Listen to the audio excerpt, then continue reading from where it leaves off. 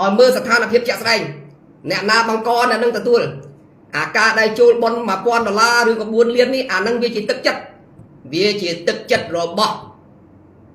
ជនរងគ្រោះយើងប្រើពាក្យជនរងគ្រោះចឹងពីព្រោះម្ចាស់ឡានក៏ខូចឡានដែរឯងស្លាប់បាត់បង់ជីវិតមិនប៉ុន្តែឯងជិះចូលឡានខ្ញុំក៏ធ្លាប់មានបងប្រុសត្រូវបានឡានបុកដែរនាំគ្នាដោះស្រាយបញ្ហាប៉ុន្តែមិនដែលនឹកឃើញអំពីដើមហេតុនៃបញ្ហាកើតពីស្អីកើតពីស្រាចង់តែឯងដាក់កម្រិតដាក់ទោសទណ្ឌប៉ុណ្ណាក៏ដោយបើស្រានៅតែផលិតមនុស្សត្រូវតែផឹកវាគ្មានកំណត់ថាកម្រិតប៉ុណ្ណាមនុស្សឈប់បើកបរដោះស្រាយឲ្យងាប់ក៏វាមិនរួចដែរអង្គុយកំផឹកទេប៉ុន្តែច្បាប់អនុលោមតាមគ្នាកាត់បន្ថយគ្រោះថ្នាក់ចរាចរណ៍កាត់បន្ថយការផលិតស្រាបាទជំរាបសួរបងប្អូនថ្ងៃនេះប្រធានបទរបស់យើងខ្ញុំចង់និយាយពីគ្រោះថ្នាក់ចរាចរណ៍ពីរករណីជារឿងដែលកន្លងផុតមកប្រហែលជា3 4 5ថ្ងៃហើយរឿងមួយដែលផ្ទុះថ្មីនោះជារឿងដែលទៅតែកើតឡើងថ្មីឡើងវិញ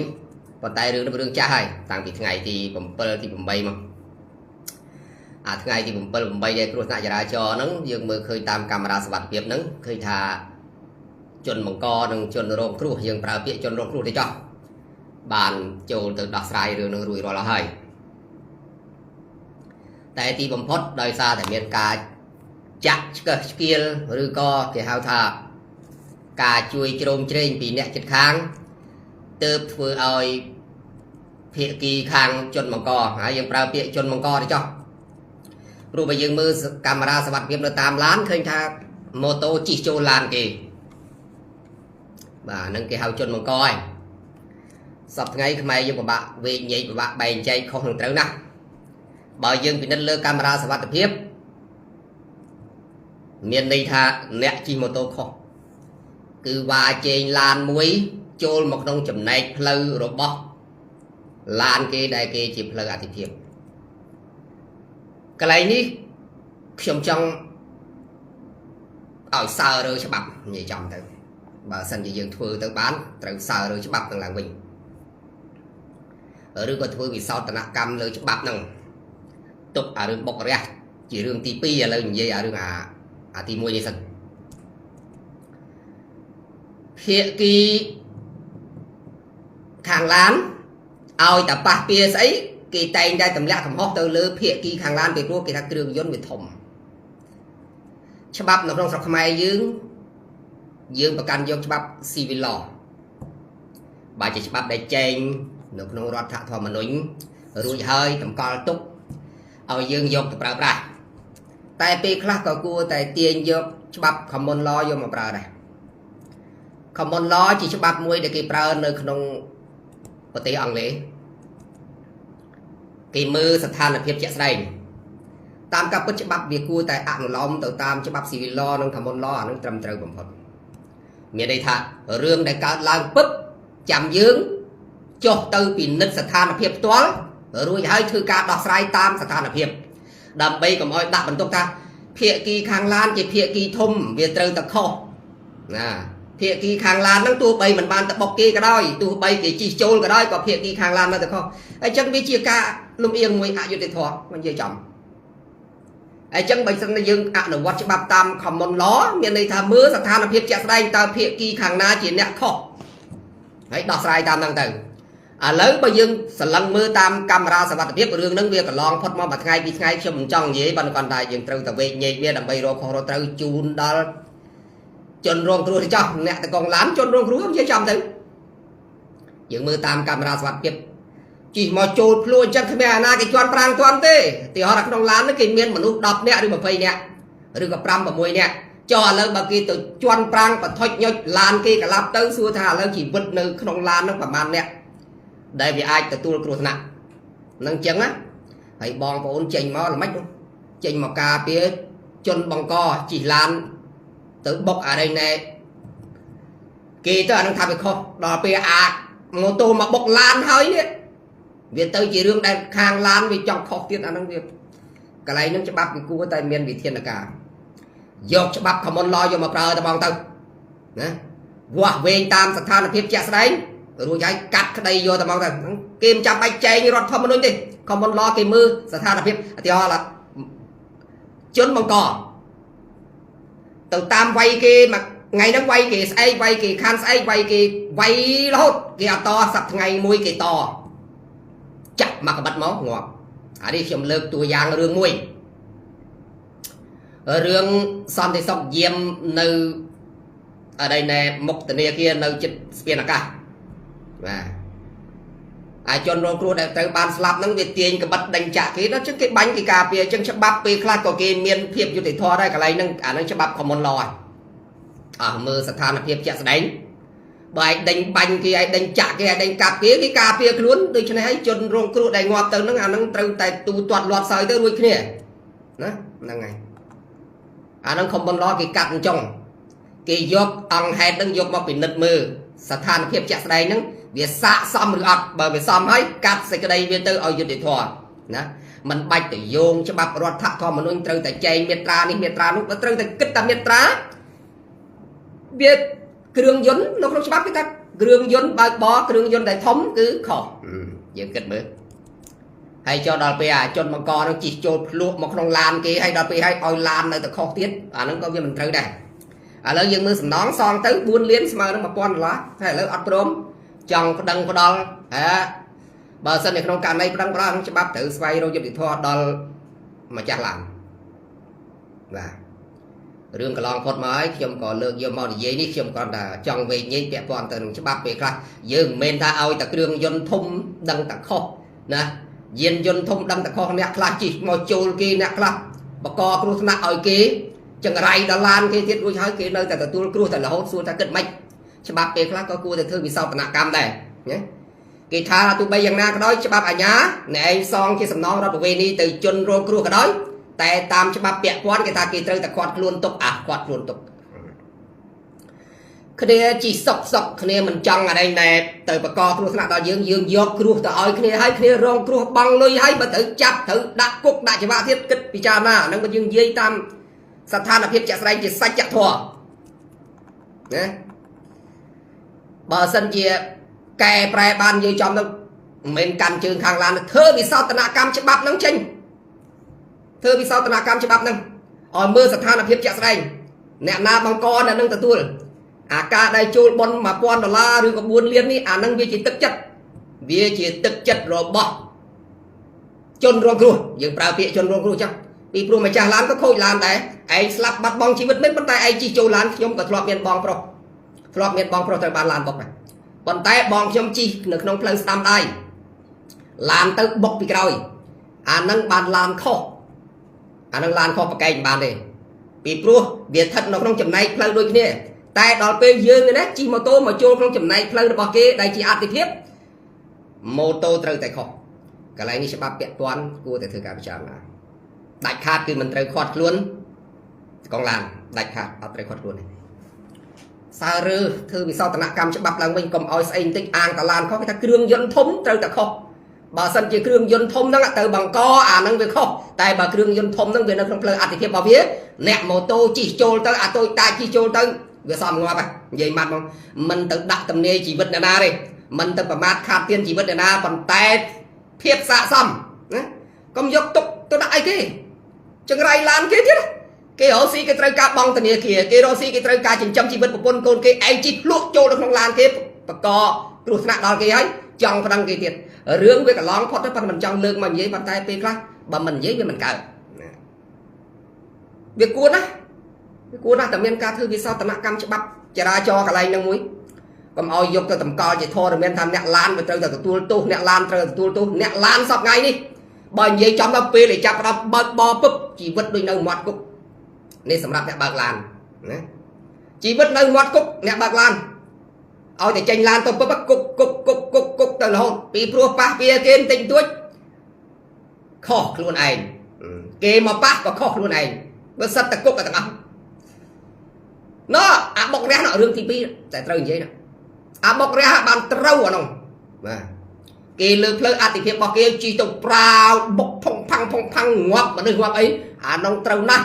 ច្បាប់មិនគួរលើកលែងប៉ុន្តែស្វែងរកទោសរបស់មនុស្សស្វែងរកទោស ស្វ័យរកមើលអង្គហេតុកើតពីអីទៅបន្សាបអង្គហេតុឥឡូវទុកចោលអារឿងចង់ប្តឹងតកងឡានដែលម៉ូតូជិះចូលមកនិយាយរឿងទី2ពាក់ព័ន្ធទៅនឹងរឿងបុករះអារឿងបុករះហ្នឹងបានត្រូវទៅមកហ្នឹងមិនត្រូវលើកលែងទេច្បាប់ពីព្រោះឯស្ថានភាពជាក់ស្ដែងមានកាមេរ៉ាសុវត្ថិភាពតាមឡានរបស់បងប្អូនយើងដែលបង្ហាញមកបានត្រូវហ្នឹងប៉ុន្តែស្វែងរកពីអង្គហេតុនៃទោសដែលបង្កឲ្យមានគ្រោះថ្នាក់ចរាចរណ៍ស្អីគេស្រាណានាំគ្នាដោះស្រាយតែរឿងមួយហ្នឹងគឺរឿងហ្នឹងជារឿងបញ្ហាតែអត់ទៅបង្ក្រាបឫសគល់នៃបញ្ហាទេមនុស្សស្លាប់តាមផ្លូវរាល់ថ្ងៃគ្រោះថ្នាក់ចរាចរណ៍រាល់ថ្ងៃ 95% ដោយសារតែការផឹកស្រាស្វឹងរួចហើយបើកបង្កគ្រោះថ្នាក់ចរាចរណ៍នេះជារឿងទី1ដែលត្រូវរូតចូលទៅដោះស្រាយច្បាប់ពាក់ព័ន្ធត្រូវបង្កើតនៅប្រសិទ្ធភាពច្បាប់កន្លែងហ្នឹងអត់មានលើកលែងបានទេនាំគ្នាដោះស្រាយបញ្ហាប៉ុន្តែមិនដែលនឹកឃើញអំពីដើមហេតុនៃបញ្ហាកើតពីស្អីកើតពីស្រាចង់តែឯងដាក់កម្រិតដាក់ទោសទណ្ឌប៉ុណ្ណាក៏ដោយបើស្រានៅតែផលិតស្រានៅផលិតមនុស្សទៅផឹកវាគ្មានកំណត់ថាកម្រិតប៉ុណ្ណាមនុស្សឈប់បើកបរដោះស្រាយឲ្យងាប់ក៏វាមិនរួចដែរអង្គុយដោះស្រាយតែបញ្ហានោះឲ្យងាប់ក៏មិនរួចដែរបើសិនជាមិនទៅបង្ក្រាបដើមហេតុឬក៏ដើមចំរបស់វាគេថៃស្រាគេត្រូវតែផលិតចឹងពីព្រោះគេគ្មានកំណត់បានថាអ្នកណាផឹកមិនផឹកឯងព្រោះគេមិនបខំក៏ប៉ុន្តែដើមហេតុដែលកើតឲ្យមានគ្រោះថ្នាក់ចរាចរណ៍គឺកើតពីស្រាហ្នឹងកើតពីស្រាហ្នឹងហើយវាកើតពីភាពយោគយល់ច្បាប់វាគួរតែរឹតបន្តឹងកន្លែងហ្នឹងការផលិតឲ្យមានកម្រិតឥឡូវនេះរាជរដ្ឋាភិបាលកាត់ផ្ដាច់លេងឲ្យមានការលើកទឹកចិត្តកោះគម្របកំប៉ុងទៅឲ្យមានរង្វាន់អាហ្នឹងវាជាការកាត់ផ្ដាច់មួយប៉ុន្តែកាត់ផ្ដាច់កន្លែងហ្នឹងតែមនុស្សបានញៀនញ៉ាំបាត់ទៅហើយគេបណ្ដោយឲ្យមនុស្សផឹកស្រាឡើងញៀនខូចខួរហើយទើបមកប្រកាសថាឈប់ឲ្យមានរង្វាន់លើកកម្លាំងចិត្តលើកទឹកចិត្តអ្នកផឹកថាទោះបីមិនមានរង្វាន់ក៏អញនៅតែផឹកពីព្រោះអញញៀនហើយដាក់ឲ្យញៀនទៅហើយហ្នឹងហើយទៅបន្ថយមិនឲ្យមានការលើកទឹកចិត្តមិនឲ្យមានរង្វាន់ក៏នៅតែផឹកដែរវាគ្រាន់តែថាបើផឹកពីកំប៉ុងគាស់ទៅវាអត់មានរង្វាន់ឈប់ផឹកតែប៉ុណ្្នឹងតែបើគាស់មានរង្វាន់ដូរបន្តទៀតដាក់ឲ្យទៅទុនកកបើកឡានរេពេញផ្លូវបុកអាណាបុកហ្នឹងទៅបាទចឹងដើមហេតុដើមចំតែធំបំផុតកើតពីអីកើតពីស្រាអ្នកឯងទៅអង្គុយដោះស្រាយបញ្ហាយ៉ាងណាក៏ដោយអង្គុយដាក់ទោសដាក់ពីនៃមិនក៏ដោយវាស្រាលក់ពេញទីផ្សារអ្នកផលិតស្រាខ្ញុំផលិតខ្ញុំដឹងណាផឹកទេប៉ុន្តែច្បាប់អនុលោមតាមគ្នាកាត់បន្ថយគ្រោះថ្នាក់ចរាចរណ៍កាត់បន្ថយការផលិតស្រាបញ្ហាធំបំផុតហ្នឹងវាកើតឡើងពីស្រាបាទដែលធ្វើឲ្យមនុស្សគ្រប់គ្រងសតិខ្លួនឯងអត់បានទោសរបស់គ្រោះថ្នាក់ចរាចរណ៍វាកើតឡើងពីស្រាវាកើតឡើងពីការប្រមាថត្រូវរកឬរបស់វាគល់របស់វាឲ្យឃើញអានោះបានត្រូវមិនលើកលែងអត់ត្រូវមានលំអៀងមន្ត្រីរាជការរាជរដ្ឋអីទេបកកគ្រោះថ្នាក់ចរាចរណ៍ត្រូវតែចាត់វិធានការឲ្យមានភាពស្មើភាពហ្នឹងហើយហើយខ្ញុំជឿអញ្ចឹងមួយរយៈដែលលោកហ៊ុនហេងគាត់បើកឡានបុកនោះមានការរិះគន់ពីសំណាក់ប្រជាពលរដ្ឋយើងច្បាប់មិនមានការយោគយល់ទេមិនថារាជការមិនថារាជពីព្រោះប្រើផ្លូវសាធារណៈដូចគ្នាវាគ្រាន់តែថាការអនុវត្តមើលទៅលំអៀងបន្តិចដោយសារអីបងប្អូនយើងខឹងរឿងមិនវាយខ្នោះបាទហើយជនបង្កទៀតពេលបុកហើយប្រាវចុះមកជ្រែងកប៉ៅកាន់អាយកូនដូចមកចាប់ចោលហ្នឹងហើយវាគ្រាន់តែកន្លែងហ្នឹងដែលមើលទៅឃើញការរិះគន់បងប្អូនយើងខ្លាំងថាមិនវាយខ្នោះទៅណាបុកគេងាប់ប៉ុណ្ណេះហើយបកគ្រោះថ្នាក់ហើយអាហ្នឹងក៏ពេលខ្លះវាមើលទៅឃើញភាពលំអៀងកន្លែងហ្នឹងដែរក៏ប៉ុន្តែគាត់មិនបានរត់ទៅណាទេបាទបើយើងទៅចាប់គាត់រត់ឬគាត់ព្យាយាមមិនសម្របខ្លួនជាមួយនឹងសមត្ថកិច្ចអាហ្នឹងគេវាយខ្នោះអាហ្នឹងនិយាយទៅឲ្យវាត្រូវតាមផ្លូវច្បាប់តែបើគាត់ព្រមបកលខ្លួនដោយគាត់មិនទៅណាទេហើយគាត់ក៏វាមិនទាន់ចាប់ដល់គេហៅថាបត់ឧក្រិដ្ឋទេអញ្ចឹងគេអាចគ្រាន់តែខាត់ខ្លួនគាត់ដោយមិនចាំបាច់វាយខ្នោះបានអានេះតើយើងសិក្សាពីច្បាប់ដើម្បីកុំឲ្យមានការរិះគន់ឬក៏គេហៅថាបរិហាគ្នាតាមបណ្ដាញសង្គមណាទោសរបស់គាត់បើនិយាយចំទៅទី1កើតឡើងពីស្រាប្រភពដើមរបស់វាកើតឡើងពីស្រាណាហ្នឹង ស្រាធ្វើឲ្យមនុស្សបាត់បង់សតិស្មារតីណាបង្កឲ្យមានគ្រោះថ្នាក់ចរាចរណ៍ជាឃាតករលាក់មុខដែលសម្លាប់មនុស្សរាល់ថ្ងៃរួចហើយមនុស្សមិនអាចយល់ដឹងពីវាបាននេះសម្លាប់មនុស្សរាល់ថ្ងៃមនុស្សឃើញតែនិរិះប្រាស់គ្នាដោយសារតែរឿងស្រាវាគួរតែមានការកាត់បន្ថយការផលិតវាគួរតែមានការរឹតបន្តឹងច្បាប់ចរាចរណ៍ពាក់ព័ន្ធនឹងស្រាដោយមិនមានការលើកលែងយោគយល់មិនថារាជការរាជឬក៏មន្ត្រីអានឹងបានវាមានប្រសិទ្ធភាពបើកាលណាទោសទណ្ឌដាក់កម្រិតឲ្យខ្លាំងមែនទែនវាបន្លាចចិត្តមនុស្សមិនឲ្យមនុស្សហ៊ានផឹកស្រាអ្នកផលិតស្រានឹងបន្ថយការផលិតវាអនុលោមតាមគ្នាច្បាប់មានប្រសិទ្ធភាពអ្នកផលិតគឺស្វ័យប្រវត្តិទី1កាត់បន្ថយការលើកកម្លាំងចិត្តលើកទឹកចិត្តឲ្យផឹកឥឡូវកម្របកំប៉ុងដូរលេងបានហើយរួចហើយវាសល់ស្តុកប៉ុណ្ណាទៀតឥឡូវវានៅក្នុងស្តុកវាមានចំនួន 30000 កេសតាមពិតរឿងស្រាខ្ញុំមិនគួរលើកមកនិយាយទេពីព្រោះវាប៉ះពាល់ទៅដល់អាជីវកម្មរបស់អ្នកផលិតស្រាធំឥឡូវទីហោនៅក្នុងស្តុកចំនួន 100,000 កេសវានៅសល់មានគាស់កំប៉ុងទៅវាមានរង្វាន់អញ្ចឹងរាជរដ្ឋាភិបាលចេញសារាចរណែនាំឈប់ឲ្យមានការលើកទឹកចិត្តវាមិនទាន់អស់ទេវាអត់ទាន់អស់ទេពីព្រោះស្រានៅក្នុងស្តុកវានៅតែមានរង្វាន់ដូច្នេះបដោយវាទៅមកខ្យល់សិនបដោយទៅមកខ្យល់ឲ្យអអញ្ចឹងទៅអនុវត្តរបៀបភ្លៀងរលឹមណាស្រេចនៅតែបន្តការអនុវត្តអញ្ចឹងកុំឲ្យតែមកប្រាវអញ្ចឹងទៅហើយរួចហើយបន្ទាប់មកស្ងាត់ឈឹងណាបានមួយឆ្នាំពីរឆ្នាំក្រោយមកភ្លេចខ្លួនបង្កើតអានឹងទៀតធ្វើនយោបាយរបៀបដូចភ្លៀងរលឹមអញ្ចឹងយុទ្ធសាស្ត្រនៃការបកក្រាបស្អីក៏ដោយឲ្យវាទៅជារៀងដរាបទៅកុំឲ្យមួយឆាវដូចមេឃភ្លៀងអញ្ចឹងឈុលឲ្យរាំងយើងមើលយុទ្ធសាស្ត្រមួយដែលធ្វើកាលពីក្បាលអាណត្តិមកដើមទីនៃអាណត្តិនេតិកាលទី7នេះមិនឲ្យមានស្លាកស្រាបៀរនៅតាមខេត្តហើយបងប្អូនមើលតើស្លាកស្រាបៀរផ្សេងនោះបានដោះចេញពីបកគោលនៅក្នុងប្រទេសខ្មែរយើងអស់នៅអត់ទាន់អស់ទេបាទមិនទាន់អស់ទេខេត្តខ្លះនៅមានខេត្តខ្លះក៏អត់ទៅខេត្តខ្លះក៏មានវាមិនទាន់មានគេហៅថាយុទ្ធនាការហ្នឹងទូទាំងប្រទេសវាមិនទាន់មានណាហើយកុំថាណាខ្ញុំថតទុកជាផុសតាងអញ្ចឹងប៉ុន្តែអានោះរឿងកិច្ចការរបស់រដ្ឋវាជាយុទ្ធសាស្ត្រភ្លៀងរលឹមធ្វើទៅតិចធ្វើទៅកុំឲ្យគាត់ទៅមកឆាវអញ្ចឹងទៅអនុសាសន៍ទៅមកប្រាវដល់ពេលហើយអញ្ចឹងទៅគាត់ស្លាបរលាបទៅការអនុវត្តនេះឲ្យវាមានប្រសិទ្ធភាពទើបមនុស្សវាខ្លាចច្បាប់ក៏អញ្ចឹងដែរគ្មានការលើកលែងទេមន្ត្រីបុកគេក៏ជាប់គុកបង់រដ្ឋប្រវេណីរាជធ្វើស្អីក៏ដាក់គុករដ្ឋធ្វើស្អីក៏ដាក់គុកច្បាប់ត្រូវមានប្រសិទ្ធភាពខ្ញុំជឿថាសង្គមនឹងដើរទៅលូនណាអត់ឲ្យមានការយោគយល់បើចំពោះរឿងអភិក្រមរដ្ឋាភិបាលរៀបចំអានឹងជារឿងរបស់រដ្ឋាភិបាលអភិក្រមវាជំនួសឲ្យគេហៅថាតុលាការរដ្ឋបាលការដកដាក់ពិន័យលើមន្ត្រីរាជការអានោះជារឿងរបស់រដ្ឋាភិបាលរៀបចំសម្រាប់អាណត្តិរដ្ឋាភិបាលមួយរាជការរៀបចំតាមរបៀបម៉េចអានឹងជារឿងរបស់រាជការក៏ប៉ុន្តែបើសិនជាគណៈបកនយោបាយមួយឈ្នះឆ្នោតទៅហើយគេមានគោលនយោបាយផ្សេងពីរដ្ឋាភិបាលអានឹងជារឿងផ្សេងទៀតគណៈបកអំណាចឈ្មោះទៅមុខមកដល់ពេលនេះមិនទាន់លេចវត្តមានទេដោយសារតែយើងកំពុងតែ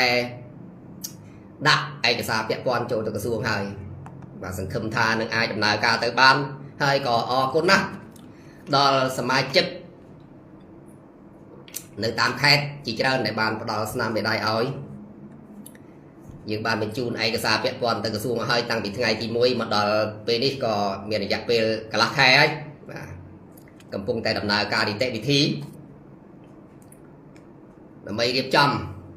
ដំណើរការគណៈបកទៅមុខបានវាលើកលែងតែមានកម្លាំងចលករជួយពីប្រជាពលរដ្ឋបាទអរគុណខ្លាំងណាស់ដែលបងប្អូនបានជួយឲ្យគណៈបកដំណើរឈ្មោះទៅមុខនេះបានបញ្ជូនឯកសារចូលដល់ក្រសួងទាំងយើងរងនៅការរិះគន់ជាច្រើនពេលជ្រាយថាយើងមិនអាចទៅរួចតែឥឡូវយើងទៅរួចហើយតែនៅតែមួយទេគឺការប្រកាសសុពលភាពរបស់បកបាទតែខ្ញុំអត់ទូមនោះទេធ្វើបានក៏បានធ្វើមិនបានក៏នៅតែធ្វើកិច្ចការបន្តទៀតទៅចែករំលែកដល់សង្គមអញ្ចឹងយើងវិលទៅរកបញ្ហាយើងនាំគ្នាដោះស្រាយតែបញ្ហាតែយើងមិនដែលដឹងអំពីឫសគល់នៃបញ្ហានោះទេបាទរឿងដែលធំជាងគេបំផុតគឺស្រាហ្នឹងឯងសពថ្ងៃបងប្អូនមើលតាម៉ោង2ដល់10យប់ក្រុមសារព័ត៌មានដែលបណ្ដេញពួកដែលជីកបុកគ្នាកាប់គ្នាដោយសារអីតែរឿងស្រា ផឹកសវឹងថាឲ្យมันអាច control ខ្លួនឯងបានណាច្បាប់ពេលខ្លះទៅក៏មានការយោគយល់លើកលែងអញ្ចឹងទៅដូច្នេះហើយទៅធ្វើឲ្យមនុស្សវាចេះតែហ៊ានប្រព្រឹត្តចំពោះករណីដែលកើតឡើងពីថ្ងៃទី7រហូតមកដល់ពីម្សិលមិញមានប៉ូលីសចរាចរណ៍នៅខេត្តបៃលិនបានចេញមកធ្វើការអធិប្បាយតាមបណ្ដាញសង្គមណាហើយរហូតដល់គ្រួសារចង់ប្តឹងចង់អីនេះគ្រួសាររបស់សពសូមធ្វើការពិចារណាឡើងវិញប្រយ័ត្នយកជាប់នៅត្បៀតក្លៀកប្អូនរបស់ខ្លួនឯងជិះចូលឡានគេស្រស់ស្ដែងគេត្រូវការយកឡានគេទៅជួសជុលណាគេបង់លុយឲ្យ1000ហើយមិនព្រមតិចប្រយ័ត្នខាតដើមណាបើនិយាយអំពីសិទ្ធតកងឡានមានសិទ្ធប្តឹងណាប៉ុន្តែដោយសារតកងឡានយល់ថានោះជាជនរងគ្រោះទៅហើយស្លាប់បាត់បង់ជីវិតទៅហើយបើយើងគិតអំពីសិទ្ធវិញគេមានសិទ្ធប្តឹងពីព្រោះក្នុងផ្លូវអធិភាពរបស់គេអាចប្តឹងយើងបាន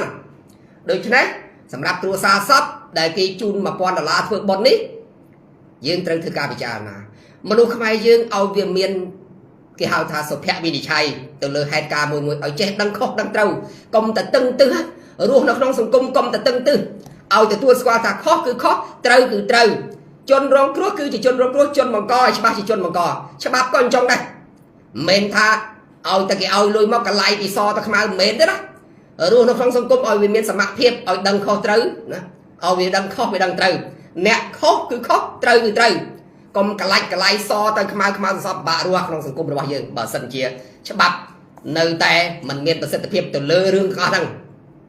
អញ្ចឹងពិចារណាឡើងវិញសម្រាប់គ្រួសារសពប្រយ័ត្នដល់ពេលគេមានមេធាវីចេញការពារក្តីរបស់គេឬក៏គេដាក់បណ្ដឹងតបទៅវិញពិបាកតាមការពិតការទទួលយក$1000ដែលជាលុយសម្រាប់ជួយបុណ្យនោះព្រមហើយលើកទី1លើកទី2លើកទី3ចរចាគ្នាព្រមហើយប៉ុន្តែមកពីអីខាងជនរងគ្រោះដែលយើងហៅថាជនបង្កណាអ្នកស្លាប់នោះស្មើនឹងជនបង្កឲ្យជិះឡានបុកឡានជិះម៉ូតូបុកឡានគេតិចស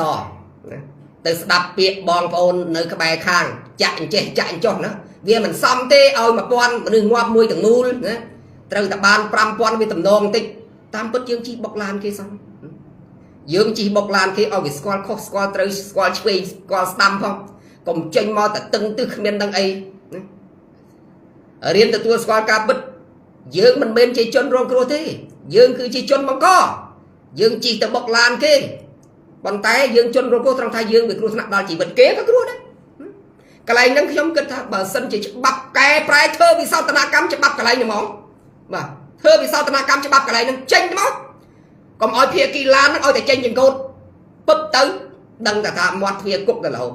អាគេជិះមកចូលខ្លួនឯងក៏ជាប់គុកក៏បង់លុយឲ្យគេយេមើលដាក់កែឲ្យច្បាប់កន្លែងហ្នឹងចោលបណ្ដោយដើម្បីកុំឲ្យមនុស្សប្រហើនតាមផ្លូវជាតិលេខ1លេខ2បងប្អូនទៅមើលណាឡានបើកទៅតាមផ្លូវអតិភិបរបស់ខ្លួនអញ្ចឹងម៉ូតូប្រសិទ្ធប្រសាច់ពេញផ្លូវអញ្ចឹងហើយចុះប៉ះហើយប៉ះឡានសងពីព្រោះឯឡានធំគិតតែពីរឿងឡានធំខុសអាមនុស្សធំវាយមនុស្សតូចខុសអត់គិតអាមនុស្សតូចមកខោក្បាលមនុស្សធំអត់គិតអាមនុស្សតូចនេះជិះអាម៉ូតូតូចនេះវាជិះជ្រេចូលឡានគេពាក់ចង្កូតគ្នាដួលចូលកង់ឡានគេគិតតែពីឡានធំគិតតែពីខុសរហូតកែច្បាប់កន្លែងហ្នឹងចេញណាកែច្បាប់កន្លែងហ្នឹងចេញទៅអ្នកជិះម៉ូតូក៏ខ្លាចដែរយ៉ាអញច្បាប់កន្លែងនេះគេលេងឲ្យឡានខុសហើយណាចឹងអញត្រូវស្រឡាញ់ជីវិតរបស់អញណាអញទៅជិះប៉ះវាអីបន្តិចដួលប្រៅចូលក្នុងឡានអញដឹងតែត្រូវឡានវាធំឬខុសហើយយ៉ាងអត់ទេច្បាប់វិសោធនកម្មច្បាប់ចរាចរណ៍កន្លែងហ្នឹងមកករណីហ្មងមកមាត្រាកែចោលជនបង្កឲ្យច្បាស់ជនបង្កជនរងគ្រោះឲ្យច្បាស់ជនរងគ្រោះបើក្នុងករណីឡានបើកទៅក្នុងសិទ្ធិអតិភិបដូចជាបុកផាំងពីក្រោយដូចបុករះ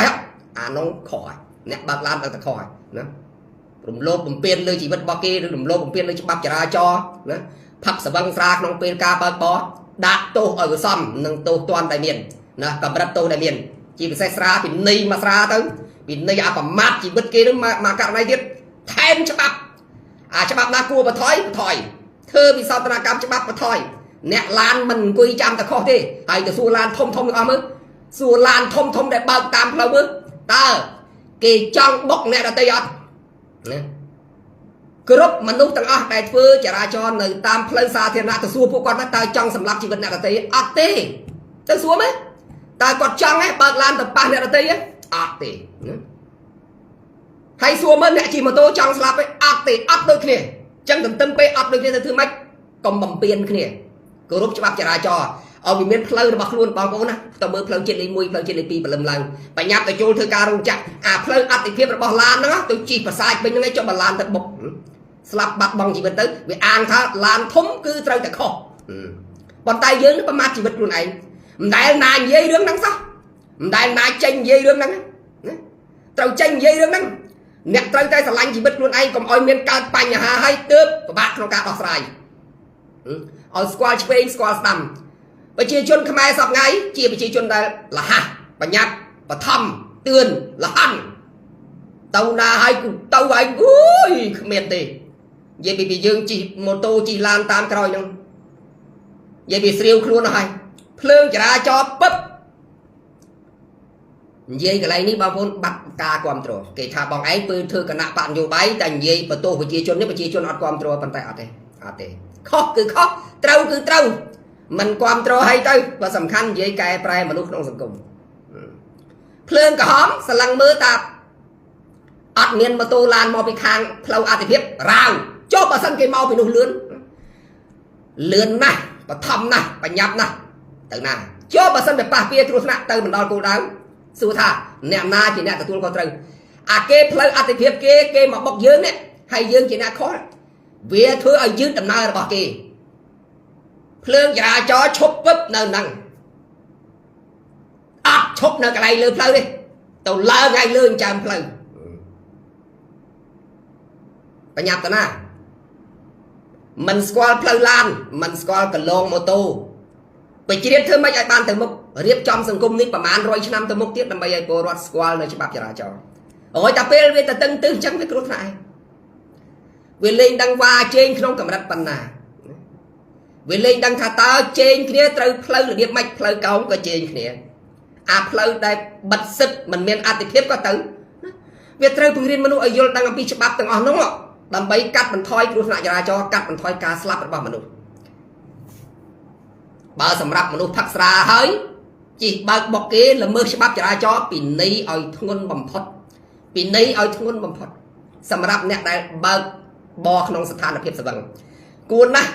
bắp trâu bằng cân nơi bờ sân để phép cái này đi bắp trâu tài riệp trong vì sao tận cảm hay bằng thay metra làm bấy đặt tô toan tổ lứa nè đen bà bò đòi miễn chiết sờ vàng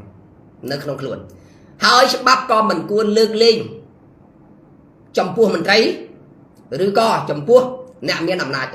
rồi là what bắp này ở small phiệp kia mình thấy có trời từ tu riêng có trời từ tu nè cái này nè vì chỉ cả cắt mình thôi nơi bên na đây mà nó khai bắp mình chăm bạch ơi nè phải lát xá và thôi ca và lát đi bà gì bên đây mà nó khai bắp ấy thật ra miền tu toàn chuột cục son bạc bị ní đó kia chỉ bắp rót vào bên ní cái này nè không chưa thá mình nuôi nâng lên hiến phật ra bé đây mà nuôi lên hiến phật ra rong chạm phật ra chỉ cho nó đua được luôn hay có bàn tay bờ sân chỉ dục lui từ bóng rồi luôn mình chụp tu toán mình đừng ọt khai không ca và bếp đi đôi chân này hơi rong chạm phật ra nơi rung phơi nơi đã phật chẳng bị pro mình khai mình đừng ọt khai ấy từ khó hỏng miền vô lui từ bóng bàn ấy bọc anh ang quá bong từ lui tới chẳng ọt thế đầm bay cắt bàn thoi ca phật ra và ca chỉ bảo cắt và thoi ca phật ra và ca cắt mình thoi ca và lật ra và ca đã tô toan cầm mà rất này tô toan có đôi nơi của thầy song là lời gì cho bà của thầy tí mùi song sầm non của bên đi chuẩn rồi bà kê pi ca là hiếp trình châm kê mùi chỉ vật bà kê slap chuột cục 10 năm到 5 năm bằng lui vì này hai chuột cục tiền này anh ấy chụp bắp bắp miên và rất là phiền đôi khi này cả nam mà đu khai cho bắp hơi vậy mình trâu cắt mình thôi tới đời xoay quạt bà tô ca lao bị xá quạt mình thôi ca phật xá bị pro bắp miên và rất là phiền khi mưa là tam đòn lấy bao vốn sắp ngay phải chia bờ rót dương được xong gì chứ chia bờ rót đây phải nhập là hòn từ na hai cứ bờ xa biệt trâu trôi rùm từng ngọc này cả cắt mình thói kêu thằng nào cho mình men cắt mình thói tại phụ làn thông làn tôi được nẹt bạc làn thì nẹt chỉ một tô luôn ấy nó còn trong tại chô luôn đấy ពីព្រោះអាយុជីវិតរបស់អ្នកជិះម៉ូតូនោះវាផុយស្រួយជាងអ្នកជិះឡានអ្នកជិះឡានប៉ះគ្នាប៉ងប៉ាំងទៅគេអត់មានលបួអីទេគេខូចតាឡានខ្ទេចតាឡានទេយើងអ្នកជិះម៉ូតូនោះហើយជាអ្នករងគ្រោះដូច្នេះហើយច្បាប់ចរាចរណ៍សម្រាប់អ្នកជិះម៉ូតូខ្លួនឯងហ្នឹងត្រូវសិក្សាស្វែងយល់ឲ្យល្អិតល្អន់មែនទែនមិនបាច់បញ្ញាប់លឿនតាណាបើឧទាហរណ៍ថាយើងចូលធ្វើការម៉ោង7ចេញម៉ោងប៉ុន្មានយើងដឹងស្ថានភាពប្រទេសរបស់យើងដឹងស្ថានភាពផ្លូវរបស់យើងវាស្ទះត្រូវរូតទៅដើម្បីឲ្យកុំឲ្យវាបញ្ញាប់ពេលដែលយើងទៅដល់ទៀតម៉ោងណែត្រូវលះបង់ពេលវេលាដឹងថាកន្លែងធ្វើការយើងមានចម្ងាយប្រហែលគីឡូពីផ្ទះរបស់យើងហើយងើបទៅស្គាល់ស្ថានភាពផ្លូវរបស់ផ្ទះយើងតើវាជាប់ស្ទះចរាចរណ៍ឬអត់អាហ្នឹងបានវាត្រឹមត្រូវកុំដល់ចូលធ្វើការម៉ោង7ហើយលេងម៉ោង7:40ហើយទៅងើបទៅ20នាទីដី5គីឡូអាភ្នំពេញដឹងស្រាប់ព្រលឹមឡើងគេក៏ទៅធ្វើការឯងក៏ទៅធ្វើការបុកស្ទះចរាចរណ៍ពេញហ្នឹងដល់អញ្ចឹងទៅធ្វើម៉េចលឿន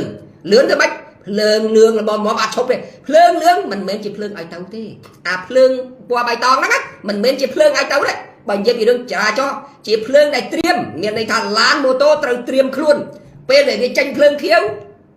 ទៅបានអញ្ចឹងភ្លើងក្រហមភ្លើងឈប់ខ្មែរអត់ទាន់ស្គាល់ភ្លើងហ្នឹងផងសួរស្អីទៅភ្លើងបៃតងភ្លើងបញ្ញាប់រូតឯរោមូលហ្គាខ្លាំងព្រោះតិចទៀតវាមកក្រហមឬមកខៀវអញ្ចឹងទៅខ្ញុំមកបងប្អូនធ្វើដំណើរតាមផ្លូវស្រាវខ្លាំងណាស់ដោយសារអីទីមួយឃើញ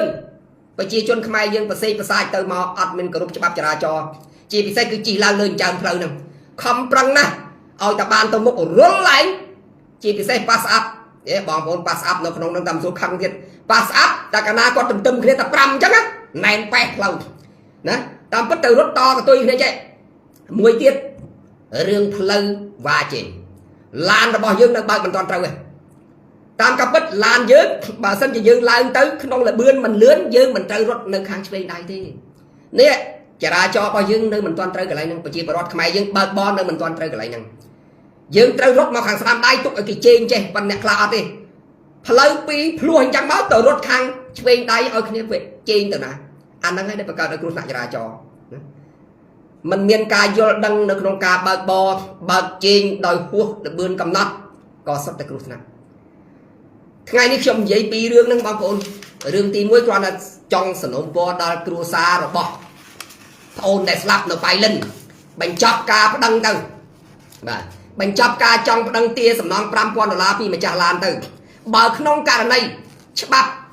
អនុវត្តតាមពាក្យបណ្ដឹងរបស់ជនរងគ្រោះដែលបានស្លាប់បាត់បង់ជីវិតហ្នឹងណាខ្ញុំគិតតែច្បាប់គួរតែសើរើឡើងវិញបើក្នុងករណីគ្រួសារសពទៅដាក់ប្តឹងឲ្យឡានបង់$5,000រួចឲ្យច្បាប់ចាត់វិធានការជាមួយឡានច្បាប់កន្លែងហ្នឹងគួរសើរើកន្លែងហ្នឹងប៉ុន្តែបើសិនជាច្បាប់មិនអនុវត្តទេជារឿងត្រឹមត្រូវបំផុតស្ថានភាពជាក់ស្ដែងសប្តាហ៍យើងមិនអាចលាក់បាំងគេបានទេមិនដូចកាលពីមុនទេណាកាលពីមុនឡានអត់មានកាមេរ៉ាសុវត្ថិភាពចេះចោតបំពេញគ្នាបានឥឡូវអត់ទេគេមានកាមេរ៉ាសុវត្ថិភាពរបស់គេយើងនិយាយពីប៉ូលីសចរាចរណ៍បន្តិចណាប៉ូលីសចរាចរណ៍ពេលខ្លះផ្លុំកញ្ចែចាប់គេដល់ពេលគេសួរថាខ្ញុំខុសអីអាហ្នឹងវីដេអូផុសមកច្រើនណាខ្ញុំខុសអីបងខ្ញុំខុសអីល្មើសភ្លើងចុងក្រោយដល់ពេលគេឲ្យមើលកាមេរ៉ាសុវត្ថិភាពធ្វើមុខអេសមេសចឹងទៅឲ្យទៅណាឃើញទេដោយសារឥឡូវនេះគេមានកាមេរ៉ាសុវត្ថិភាពគឺมันអាចបន្លំបំភ្លៃការពិតបានទេដូច្នេះហើយកាមេរ៉ាសុវត្ថិភាពនេះវាជាសាក្សីហើយក៏វាជាផុសតាងមួយសម្រាប់ចងរឹតដាក់បន្ទុកទៅដល់អ្នកបង្កដែរណាចឹងហើយយើងមើលឃើញស្ថានភាពជាក់ស្ដែងច្បាប់វាចេះកន្លែងហ្នឹងលៃលោកមើលទៅកុំឲ្យស្អីបន្តិចអាងតាឡានខុសខ្ញុំមើលវីដេអូហ្នឹងច្រើនសារណា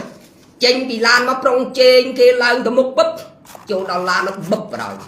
អូឡានបើសិនគេជន់ប្រាំងបថុចញុចទន្ទឹមពេលដែលម៉ូតូយើងមកដល់ហើយកលាប់គេងាប់មកនៅក្នុងឡានអញ្ចឹងជីវិតមួយជាមួយជីវិត5ក្នុងឡានទាំងខ្ញុំទាំងគេអោបចង្កូតបុកអ្នកឯងហើយណា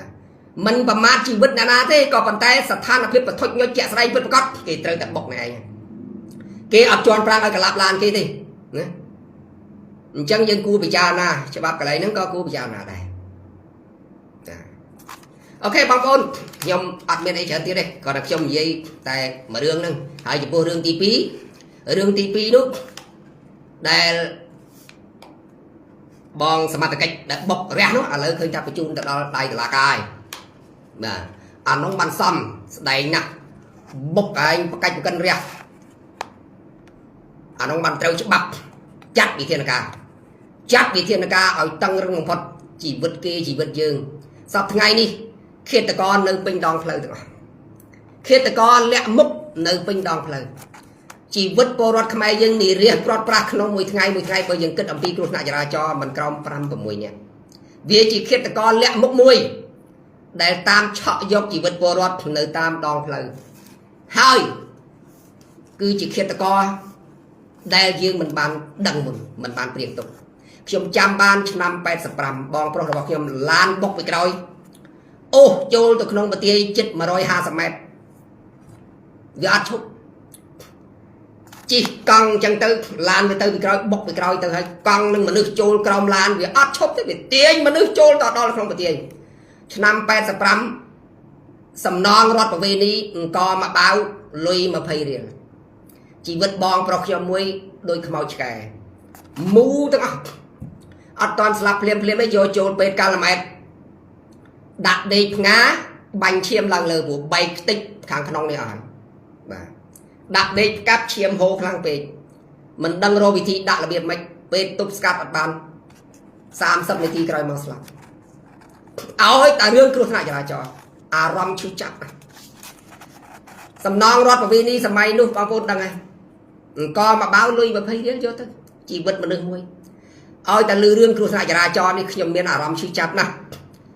ហើយខ្ញុំចង់កែប្រែសង្គមកែប្រែច្បាប់ពាក់ព័ន្ធទៅនឹងការរឹតបន្តឹងច្បាប់ចរាចរណ៍ដើម្បីកាត់បន្ថយគ្រោះថ្នាក់ចរាចរណ៍ការបង្រៀនមនុស្សឲ្យយល់ដឹងអំពីការបើកបរកុំប្រមាថជីវិតខ្លួនឯងកុំប្រមាថជីវិតអ្នកដទៃវាជាការជួយដល់សង្គមយ៉ាងធំបំផុតទៅអនាគតឃាតករនេះលាក់មុខរាល់ថ្ងៃសម្លាប់មនុស្សរាល់ថ្ងៃដោយមិនឲ្យនរណាដឹងមនុស្សស្លាប់រាល់ថ្ងៃនិរាសព្រាត់ប្រាសគ្នារាល់ថ្ងៃសំណោះណាស់ពេលឃើញកូនយកដៃបោសរូបថតឪពុកនេះរឿងរបស់បងកង់3ដែលស្លាប់មុខក្រសួងមហាផ្ទៃពុកពុកទៅឲ្យបានសុកណាគួលដើមកពេលឮសំឡេងជនរងគ្រោះដែលបានព្រាត់ប្រាសនិរាសគ្រួសារដូច្នេះហើយវិធានការច្បាប់ទប់ស្កាត់រឹតបន្តឹងកាត់បន្ថយកុំឲ្យមានគ្រោះថ្នាក់បន្តទៅមុខទៀតកើតចេញពីយើងទាំងអស់គ្នាគោរពច្បាប់ចរាចរណ៍ការបើកបរមិនប្រមាថជីវិតគេមិនប្រមាថជីវិតអ្នកដទៃមិនប្រមាថជីវិតខ្លួនឯងចូលរួមទាំងអស់គ្នាដើម្បីឲ្យរស់នៅសុខសាន្តក្នុងសង្គមមួយឬក៏គ្មានការនិរាសព្រាត់ប្រាសចេញពីយើងទាំងអស់គ្នាទៅនឹងគោរពច្បាប់ត្រូវតែមានប្រសិទ្ធភាពចំពោះជនបង្កអរគុណបងប្អូនជំរាបលា